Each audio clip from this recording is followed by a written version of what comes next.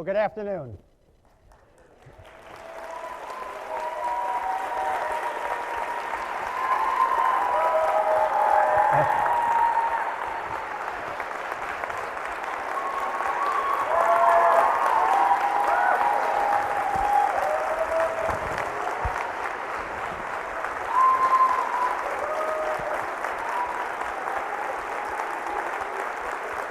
Thank you. Thank you. Thank you very much. On March 26th, when I announced that I would conclude my service as president and become president emeritus and university professor July 1, 2015, I knew we were on a journey. That journey has been led by co-chairs, both members of the Board of Trustees, Bob Willemstad, the chair of the board, and Jerry House, Dr. House, who has co-chaired this search. I'd like to introduce Bob Willemstad to us, although I think we all know him. It was in this very spot where we had a grand celebration of the naming of the Robert B. Willemstad School of Business. Bob will tell us about the search, the process, how it went, and introduce the members of the search committee, 5 of whom were right from our community. So without further ado, Bob Willemstad.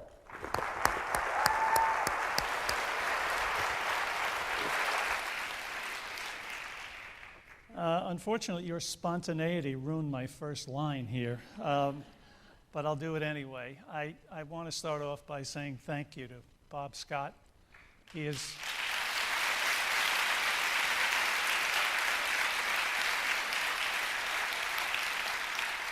has been tremendously supportive of this search process, which is obviously not easy for somebody who's been in control so long, for so many years.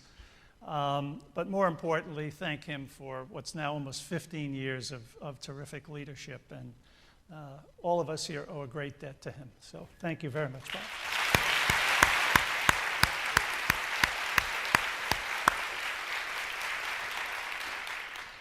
I want to welcome all of you and thank you for coming. I was actually concerned that nobody would show up. And it looks like we've got the place packed, which I appreciate very much. This is, in many ways, a historic day. We are announcing and introducing the 10th president and the first woman to lead this institution, Dr. Christine Reardon.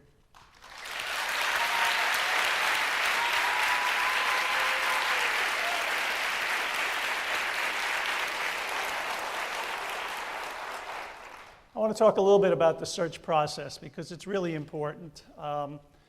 We started back in April of this year with a nationwide search. And we formed a search committee, which included 9 trustees and, as Bob said, 5 of the Adelphi community. And I would just like to mention them. Dr. Jerry House and I were co-chairs, and well, I'll do most of the talking here. Jerry was really the driving force and the person who really kept this process honest and kept it moving, and she's been an invaluable asset to this process, and I thank her very much for everything she's done.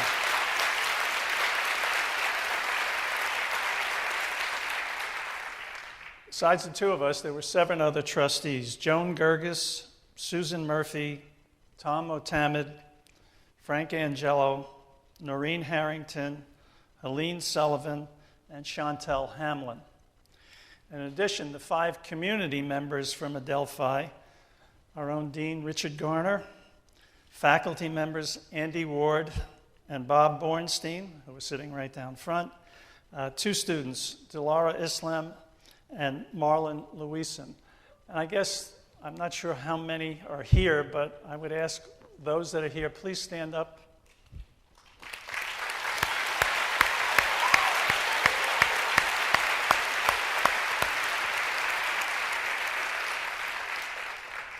The committee worked very hard on this process. I think we all took this as a very personal obligation to this university. And as the process started, and we met any number of times, we were able to gather, through the help of a search firm, some 125 plus applicants into this process. And each of us, because of the way the process was run, all the information was put on a secure website. We had a lot of reading to do over the course of 4 or 5 months.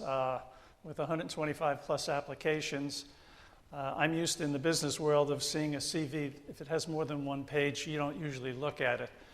In this environment, if you don't have 25 or 30 pages, it doesn't get looked at. And we had cover letters and we had biographies and spent a tremendous amount of time. I know we all had access to all the same information.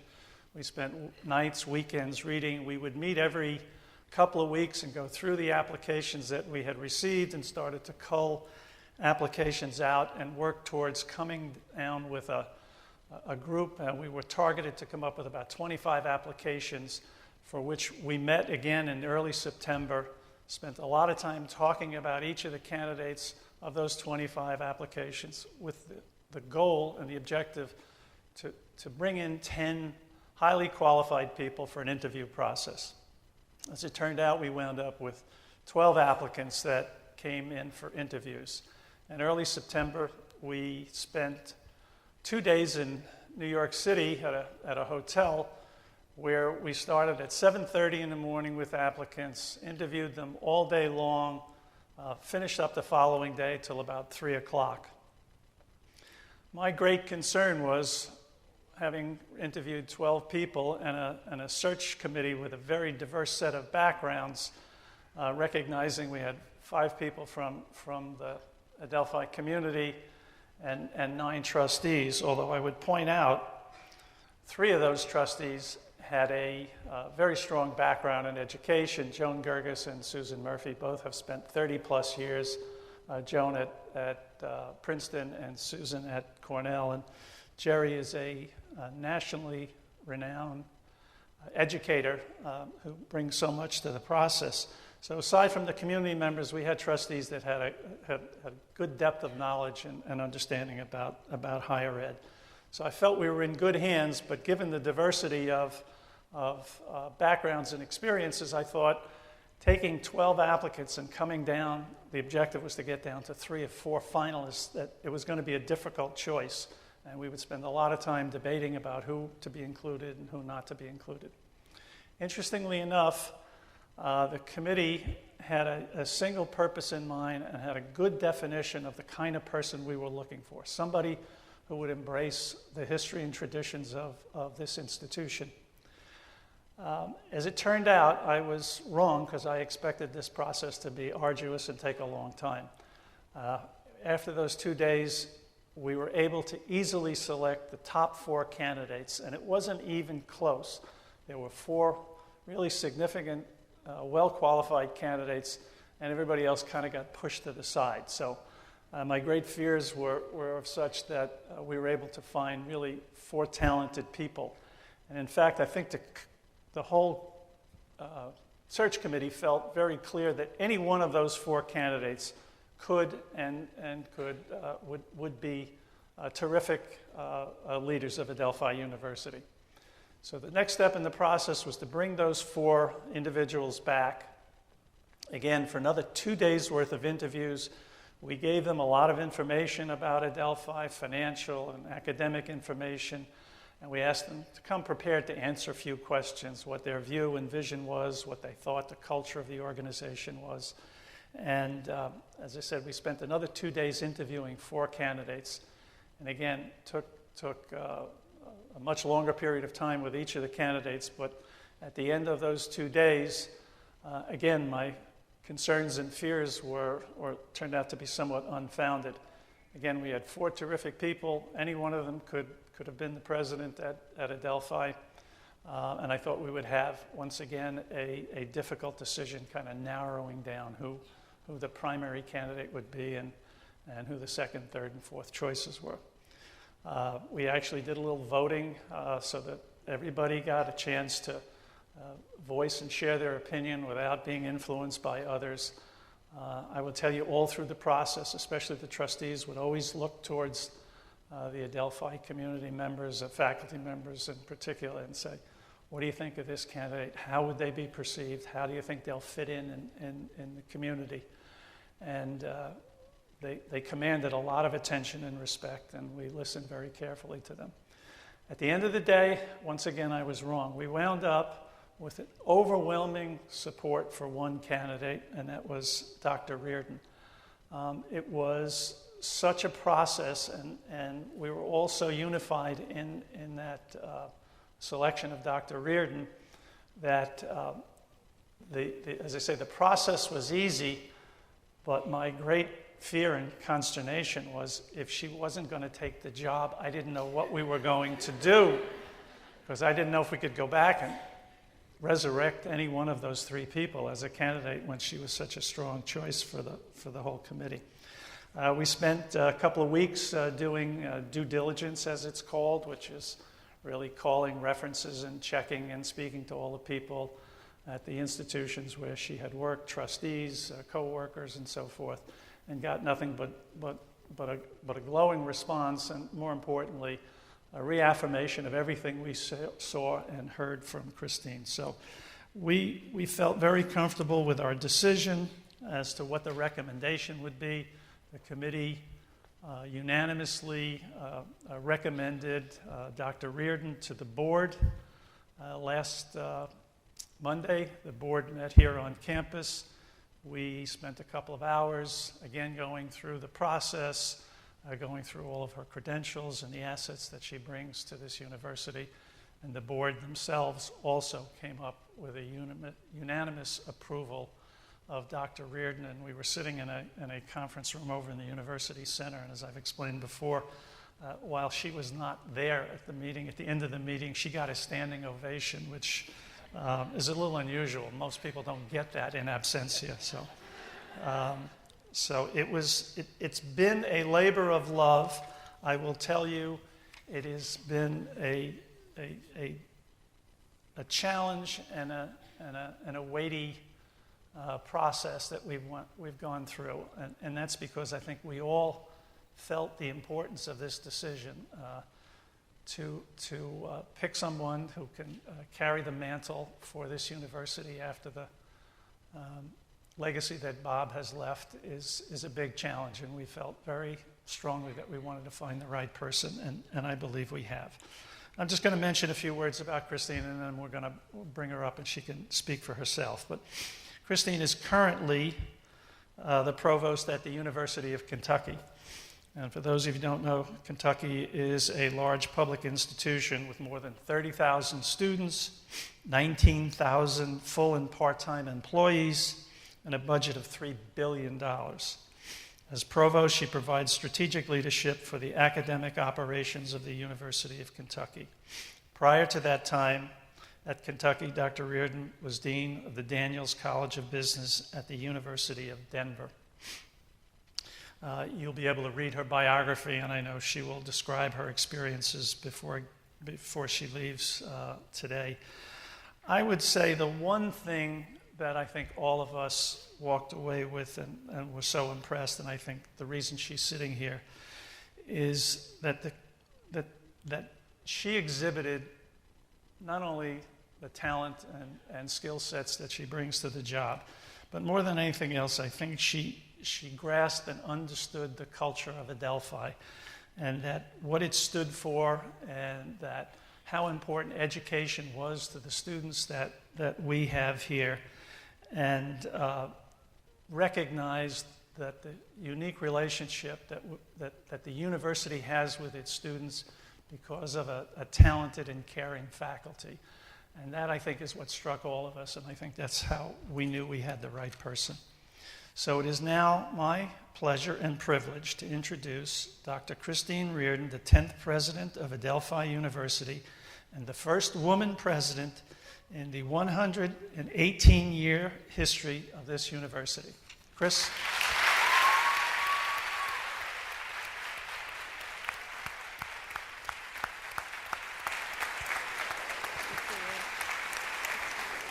Welcome. Thank you.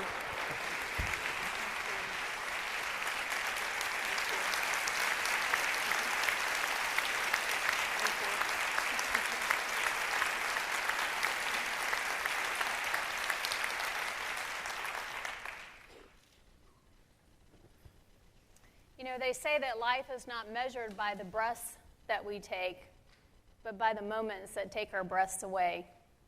And I have to say that this is a breathtaking moment for me.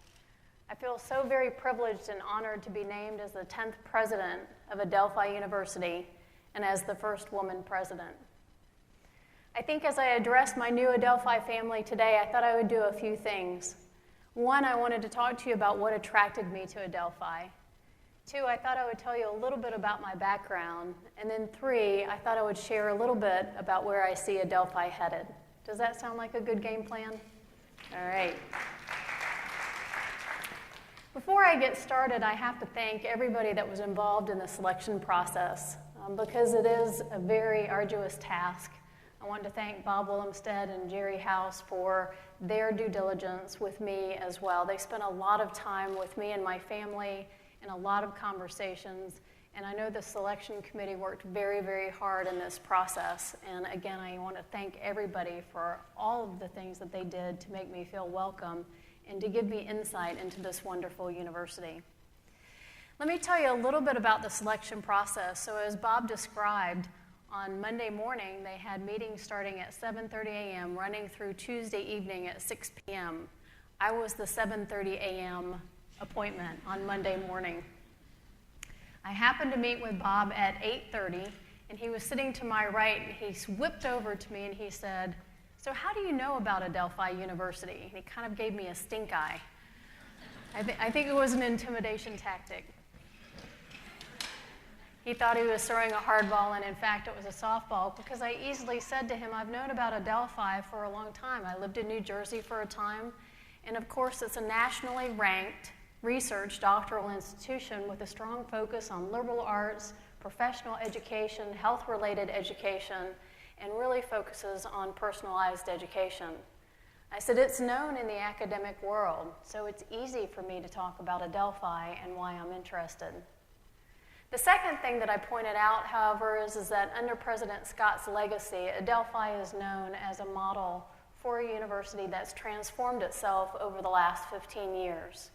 I don't think we can underappreciate how much President Scott has done for this university in raising its national stature and increasing its reputation and quality of excellence of academic programs.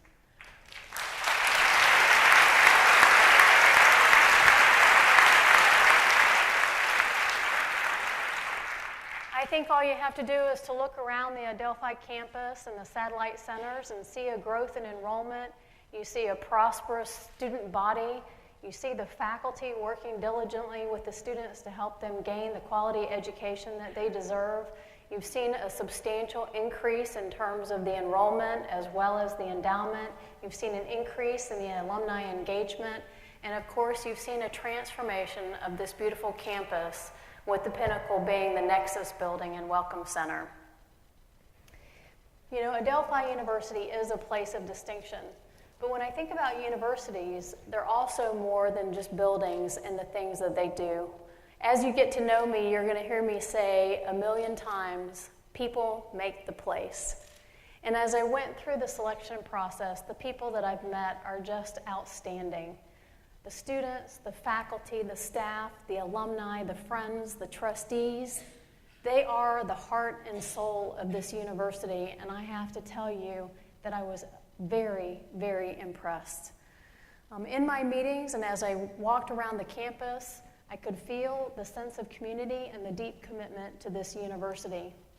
One of the things that my husband and I did on our second visit with the search committee was we quietly came to campus. And we just wandered around incognito with our baseball hats and blue jeans on. It worked. We had a chance to talk with some people. We had a chance to watch students interacting in the library. We had a chance to see parents walking around with their students and feeling proud and having a great time. And that made us feel very welcome and very comfortable in a place that knows who it is. I also have to say that Adelphi is a person-centered university, which speaks to the values and the core tenets of who I am as an academic. The faculty working with the students to, again, help them succeed, focusing on retention, graduation, and success rates. The university leadership focusing on the faculty and staff and how we can make Adelphi University a better place to work. and most importantly, and I think something that has really been elevated under Dr. Scott's leadership, is the devotion of this university to the public good and service and giving back to the community.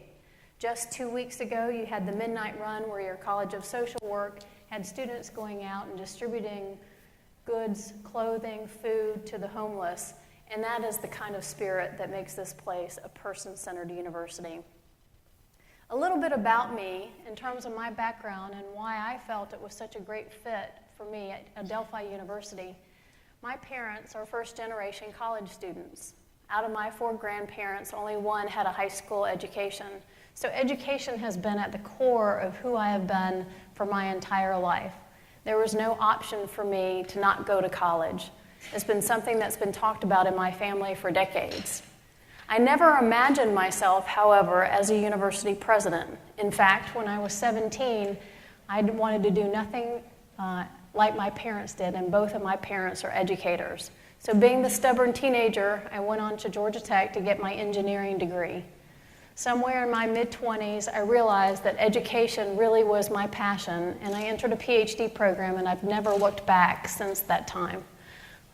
Everything about a university is who I am, and I'm passionate about what we do each and every day. I've taught in classrooms, I've published in many top journals, I've done countless hours of research, I've mentored students, I've walked in the shoes of the students, I've walked in the shoes of the faculty. I've been very much focused on creating interdisciplinary and multidisciplinary centers, and I believe in the things that we can do as a university together. I couldn't have done what I've done in my career without the support of my family. My husband, who is a professor emeritus, Bob Gatewood, from the University of Georgia, has been a strong supporter, and we have 2 teenagers who've been an amazing source of support throughout my career. And we have a very lovable bulldog named Georgia, who sometimes tests my leadership skills. And I certainly have learned what it means to be a stubborn bulldog. One rule that I may have to change is no pets on campus, because I realized today I forgot to ask that question. But if you see me walking around the perimeter, it's because they won't allow my dog on campus. Or I don't allow my dog.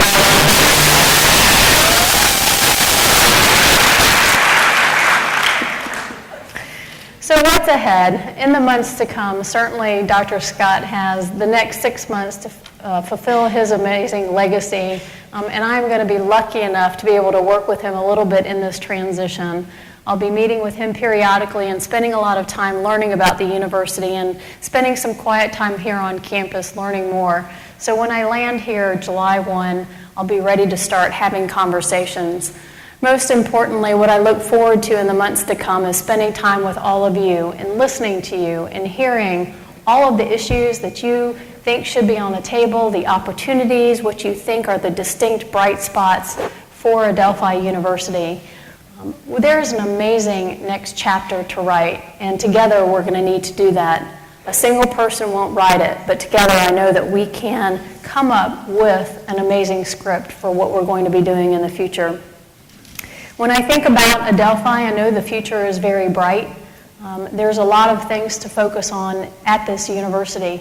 The unique combination of liberal arts, the professional schools, the healthcare-related fields, certainly the sciences are all going to be a major part of this next chapter that we write. I think we'll continue to focus on the personalized educational experience because that is a hallmark of this university. Adelphi is a hidden gem. It's already on an exciting path. One of the things that we probably want to do more of is to shout more boldly so that we've got a grand stage that we're launching as basically a model metropolitan university. I think we can and should be a university that the rest of the world looks at and says, we want to be just like them. As we think about going forward, we know about the challenges facing us ahead in higher education. Many of those seem daunting, but as I've said to many, many people, I'm not daunted by those challenges because at a university, we're surrounded by really smart and talented people. We can deal with the trends that are facing higher education today and work on those together. Together, we're going to be the best authors of this next chapter. Thank you again for your faith in me as president of Adelphi University, and I am so looking forward to working with all of you in the many years to come.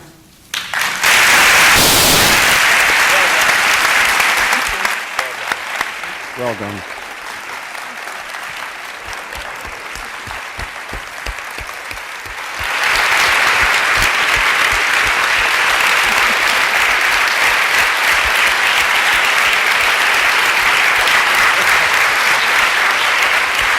Bob, would you come up?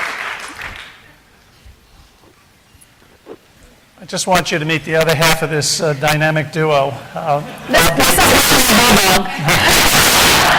not that friendly. We have a sweatshirt for you. We would have had two, but you know how things are in higher ed, so there you go. Thank you. Oh, terrific. Thank you.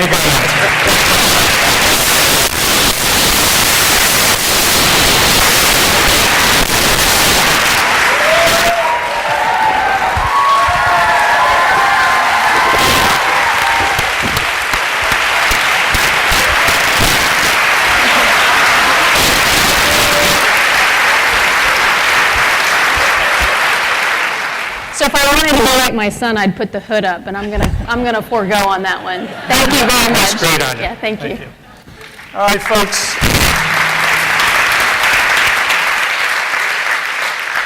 Again, thank you for coming. This is a really special day for all of us, certainly the trustees, and I hope for all of you as well.